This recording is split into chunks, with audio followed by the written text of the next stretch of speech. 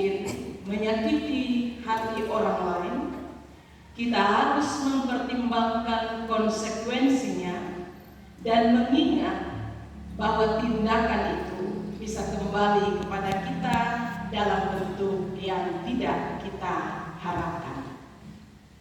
Bapak, Mama, dan saudara-saudara yang terkasih dalam Tuhan Yesus, bacaan Alkitab yang baru saja kita baca pagi hari ini memperlihatkan kepada kita tentang sebuah kasus yang dibawa oleh para ahli Taurat dan orang Farisi kepada Yesus.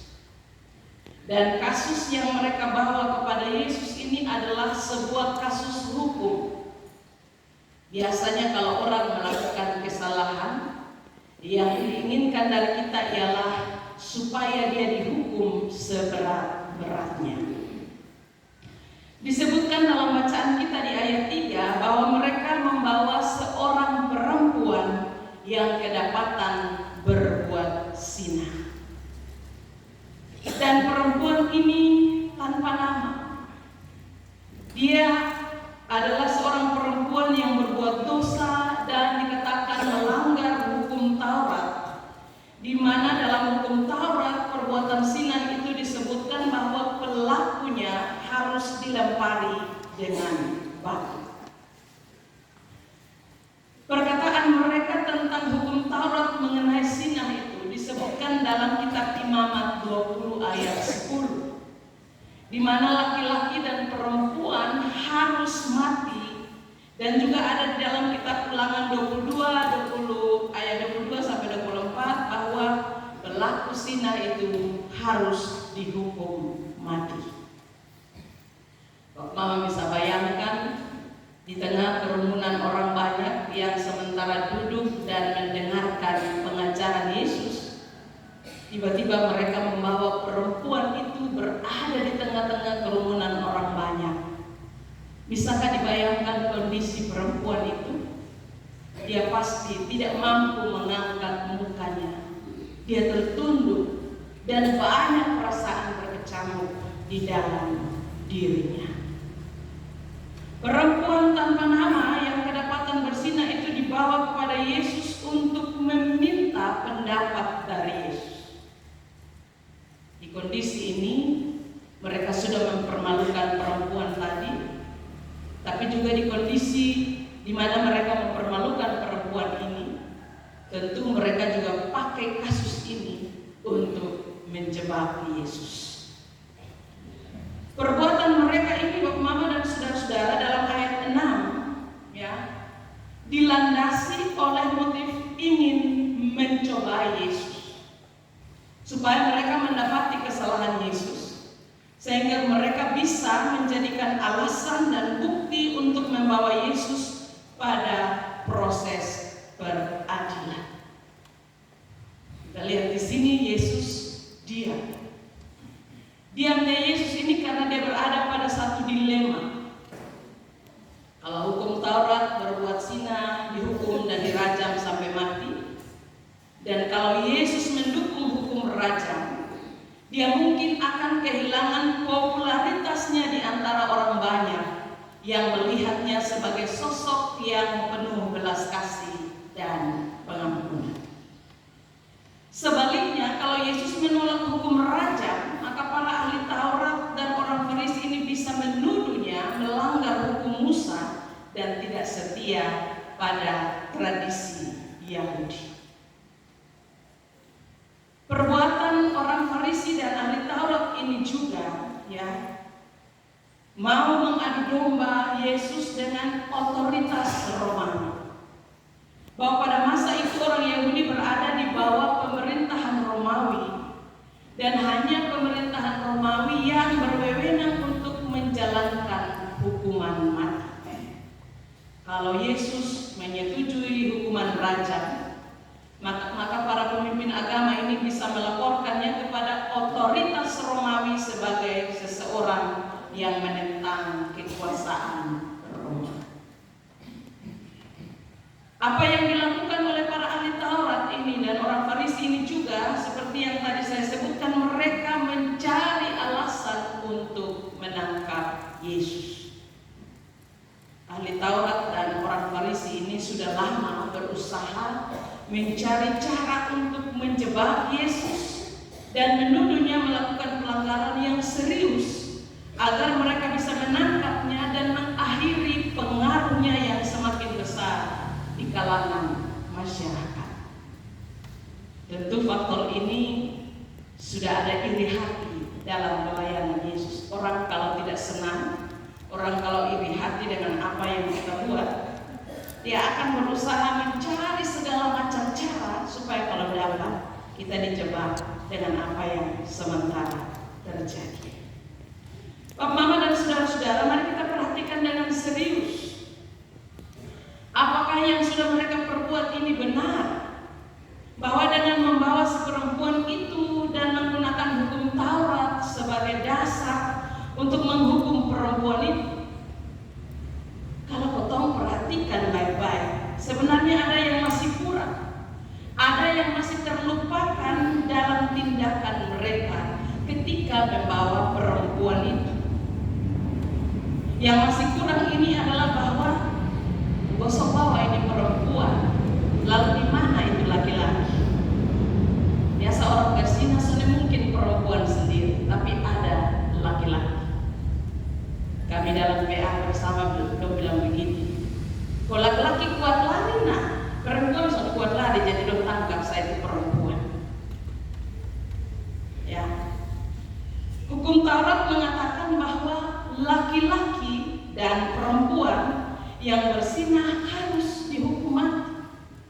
Tetapi yang mereka bawa dan persilahkan untuk diproses hukum hanya perempuan tanpa laki-laki. Sekali lagi pertanyaannya, di mana laki-laki yang berzinah bersama perempuan tadi? Tidak mungkin dia berzinah seorang diri. Apakah dia juga salah satu yang membawa perempuan itu menghadap Yesus pada saat itu? Ataukah dia salah satu dari ahli Taurat dan orang Farisi? Bisa saja. Tapi cerita tadi tidak omong sama sekali tentang siapa laki-laki. Yang pasti, betapa hebat dan unggulnya posisi laki-laki dan betapa rentan dan sedihnya posisi sebagai perempuan. Laki-laki bebas berkuasa atas perempuan, dan perempuan yang selalu jadi korban, baik hukum agama maupun hukum sosial masyarakat, perempuan selalu jadi korban. Perempuan yang terdiskriminasi, di manakah keadilan itu? Perilaku seperti ini, Bapak, Mama, dan saudara-saudara, ini perilaku yang tidak wajar. Sebuah perilaku yang mengorbankan orang lain karena keberadaannya sebagai orang kecil, sebagai yang memiliki status sosial rendah dan tidak dianggap apa-apa. Artinya dia ada, tapi mereka menganggapnya tidak ada. Praktek seperti ini adalah praktek yang banyak kali terjadi dalam kehidupan kita. Dalam banyak hal terkesan bahwa ada orang kecil yang dikorbankan untuk satu kepentingan. Di keluarga misalnya perilaku seperti ini juga banyak dipraktikkan. Kakak punya kepentingan, adik selalu jadi korban, adik selalu jadi alasan. Orang tua punya kepentingan, anak yang dijadikan tamat. Bayangkan para ahli Taurat dan orang Farisi ini adalah pemimpin agama. Mereka sebenarnya harus memberikan contoh dan teladan yang baik. Tapi demi kepentingan mereka, orang lain mereka korbankan. Pemimpin agama mempermalukan orang di hadapan banyak orang. Dan ini sesuatu yang tidak baik. Kita kembali ke teks bacaan kita. Para pencoba ini bertanya, lalu menantikan jawaban Yesus. Tetapi teks yang disebutkan ini mengatakan bahwa Yesus tidak berespon sama sekali atas pertanyaan mereka. Tapi yang dilakukan Yesus adalah badannya lalu menulis di tanah. Orang kalau biasa bertanya, pasti dia harap jawaban dari kita. Tapi kalau membungkuk, tidak memberikan jawaban dan lain-lain, tentu ada alasannya. Saya mengajak kita untuk melihat apa alasan Yesus dengan menunjukkan sikap ini, membungkukkan badan lalu menulis ke tanah. Saya kutip pikiran dari seorang tokoh, seorang teolog Kristen yang bernama William Barclay. Dia kasih alasan, dia kasih tafsirannya kenapa Yesus melakukan sikap yang demikian. Pertama, Yesus bukannya bertindak tidak sopan atas para pencobanya, tapi dia membungkuk dan menulis di tanah karena dia ingin mendengar, dia ingin mencerna secara cermat dan seksama isi laporan dan pertanyaan dari para pencobanya.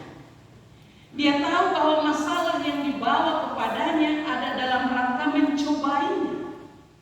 Karena itu dia ingin mendengar dengan cermat sebelum dia memberi pendapat. Mendengar dengan baik, mendengar dengan cermat, mendengar dengan teliti adalah sikap yang perlu, adalah sikap yang penting dalam mencerna sesuatu sebelum mengambil keputusan dan berpendapat. Karena biasanya kalau orang datang lapor itu, ya, biar orang lain sana omong, dia bilang ini ada omong bilang begini, ya, dia suka karang-karang, tambah-tambah. Jadi Yesus memilih untuk dia mendengar dengan baik apa yang mereka sampaikan. Mendengar dengan cara seperti ini, Bapak Mama dan saudara-saudara, akan menolong si pendengar untuk berpikir, untuk menganalisa sebelum bertindak. Membungkukkan badan sambil menulis adalah sebuah teladan baik bagi kita dari Yesus yang mengingatkan kita supaya jangan terburu-buru, jangan tergesa-gesa bertindak sebelum mendengar dengan baik, sebelum berpikir dan menganalisa apa yang orang sampaikan. Karena tidak melakukan hal itu, banyak orang akhirnya melakukan kecerobohan dalam berkata dan bertindak, dalam menyelesaikan sesuatu hal yang dihadapi atau dialami dalam kehidupan. Tindakan Yesus ini juga ajar kita supaya sudah perlu emosi menanggapi sesuatu. Baiklah sikapi secara baik, dan sikap Yesus yang membungkukkan badan dan menulis di tanah adalah contoh yang perlu dilakukan. Bayangkan kalau orang punya riwayat darah tinggi atau jantung, dia bisa bersikap emosi untuk suatu hal yang dia temui.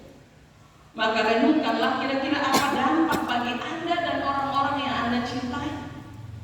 Di beberapa kasus di kehidupan kita, yang terjadi adalah orang-orang dengan riwayat darah tinggi, dengan riwayat hipertensi dan jantung, dia akan berakhir dengan kematian. Karena itu perlu bagi kita belajar dari sikap Yesus ini. Itu hal yang pertama, tafsiran dari William Barclay.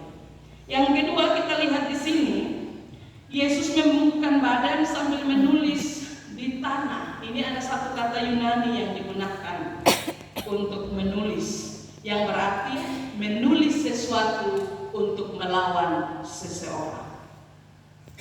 Ini menunjukkan bahwa Yesus membungkukkan badan untuk menulis ke tanah. Yang dia tulis itu adalah sesuatu tentang lawan. Yang dia tulis itu sesuatu tentang lawan bicaranya, yang isinya menyatakan sebuah fakta tentang si lawan bicara itu. Akibatnya, Bapak Mama dan saudara-saudara, saat lawan bicara melihat apa yang Yesus tuliskan dan kemudian berucap lewat kata-kata Yesus kepada mereka, maka mereka dengan sendirinya meninggalkan dia. Dan perempuan itu, dan tidak ada lagi yang mendesak Yesus untuk berpendapat. Pengertian seperti ini memiliki makna bahwa daripada menanggapi sebuah berita, daripada menanggapi dan menerima sebuah pengaduan yang kebenarannya dimanipulasi, yang buktinya tidak komplit, Seperti yang disalahkan hanya si perempuan, dan orang yang mengadu itu menuntut karena ada maunya, maka lebih baik melawannya dengan menunjukkan bukti bahwa yang dia adukan itu seperti yang disampaikan, tidak seperti yang dia sampaikan, sehingga itu membungkamkan diri orang tersebut. Bapak, Mama, dan saudara-saudara yang terkasih dalam Tuhan Yesus, dua tindakan Yesus ini bisa menjadi teladan bagi kita untuk diperhatikan. Karena praktek seperti ini, kelompok pencoba Yesus ini juga hidup di sekitar kehidupan kita. Inilah pesan pertama dari teks ini bagi kita, yang berisikan sikap kita kepada para pelaku yang datang untuk mencoba Yesus. Selanjutnya, Bapak, Mama, dan saudara-saudara, bacaan ini juga memberikan bagi kita gambaran dari sikap Yesus kepada si perempuan yang dituduh berzina ini. Ayat 10-11 tergambar kepada kita. Yesus tidak melakukan apa-apa kepada si perempuan tadi. Dia hanya berkata, ia tidak menghukumnya, tapi dia meminta perempuan itu pergi dan jangan berbuat dosa lagi. Sekali lagi, Yesus hanya menyuruh perempuan itu pergi dan dia mengingatkannya, jangan berbuat dosa lagi. Apa maksudnya? Saya mencatat perenungan firman Tuhan ini dalam kaitan dengan tema kita tadi, bahwa yang pertama, terlepas dari apakah tuduhan para pencoba pada perempuan itu benar atau tidak, sikap Yesus ini mengajarkan kepada kita cara memperlakukan orang yang telah melakukan kesalahan dan dengan berani datang mengakuinya. Sikap itu adalah membantunya menyadari kesalahannya, belajar untuk tidak mengulanginya karena akan berakibat fatal bagi dirinya sendiri. Artinya bahwa sikap kita ini jangan bertindak sebagai hakim. Ya, mungkin dalam kehidupan kita, dalam konteks kita bergereja misalnya, gereja ini bukan lembaga pengadilan, tapi gereja ini lembaga pengampunan. Harus bisa mengampuni orang. Yang kedua, kita lihat di sini bahwa kesombongan atau arogansi diruntuhkan dengan jawaban Yesus. Kalau selama ini kalian dengan bebasnya berlaku tidak adil, kalian menempatkan diri seolah-olah orang yang bersih dan suci, lalu yang lain berdosa dan harus dihukum. Segala yang melekat di dalam diri kalian penuh arogansi dan kemunafikan. Yesus bilang kepada mereka, siapa yang tidak berdosa, dia yang ambil batu dan melempar perempuan ini sampai mati. Pertanyaannya ialah, siapakah yang tidak berdosa? Ini ajaran yang baik bagi kita sekali. Sering dalam kehidupan ini kita cepat melihat kesalahan orang lain, tapi kita lambat untuk menilai diri kita sendiri. Itu yang ada pada bagian lain. Yesus bilang, selumbar di mata orang lain kita lihat, tapi balok di mata kita sendiri tidak kita ketahui. Banyak orang hanya pintar menilai orang, tapi lambat menilai diri sendiri. Kalau keker orang pun salah, dia terlalu cepat seperti kilat. Tapi keker diri sendiri sangat sulit.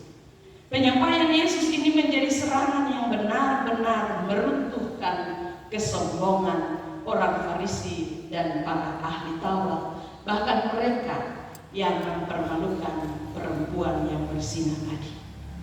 Bapak, Mama, dan saudara-saudara, hal yang ketiga, dengan berkata tidak menghukum, pergi dan jangan berbuat dosa lagi, maka Yesus memberikan kesempatan kedua bagi si perempuan itu, sebab dia sadar bahwa orang yang berani datang mengakui kesalahannya adalah orang yang benar-benar tahu apa akibatnya. Untuk mau datang untuk mengaku kesalahannya, dia berjuang melawan ego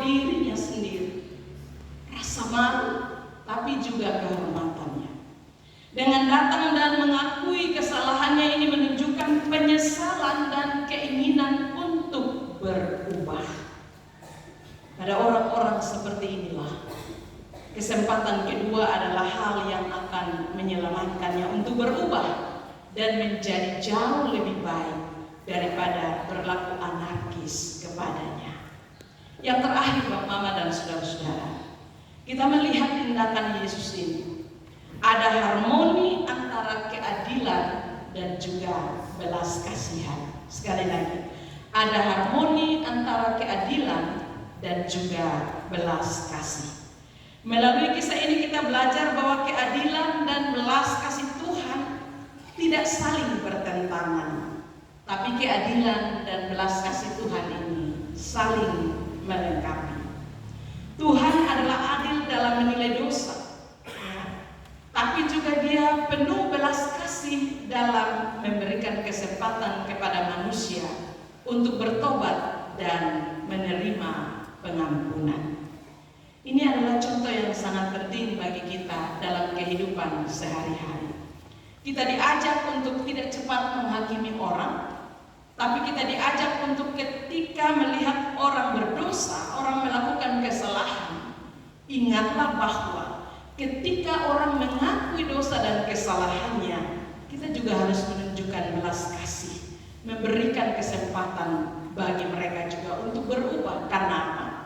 Kata sama-sama orang berdosa. Tidak ada yang suci, tidak ada yang benar di dalam kehidupannya. Marilah kita belajar dari teladan Yesus dalam memaknai keadilan dan belas kasih Tuhan ini. Kita dipanggil untuk menegakkan kebenaran dan keadilan, tapi juga untuk menunjukkan belas kasih kepada mereka yang jatuh dalam dosa. Semoga kita semua dapat hidup dengan hati yang penuh belas kasih, sambil memegang teguh keadilan Tuhan dalam kehidupan kita. Tuhan menolong kita sehingga dalam hidup, dalam kerja, dalam tugas kita sehari-hari, belajar untuk menjaga diri dan tindakan kita, untuk tidak mempermalukan orang lain, tapi melakukan hal-hal meniru apa yang sudah Yesus buat, mengampuni orang, membiarkan dia untuk hidup sesuai dengan kasih Tuhan. Tuhan memberkati kita. Amin.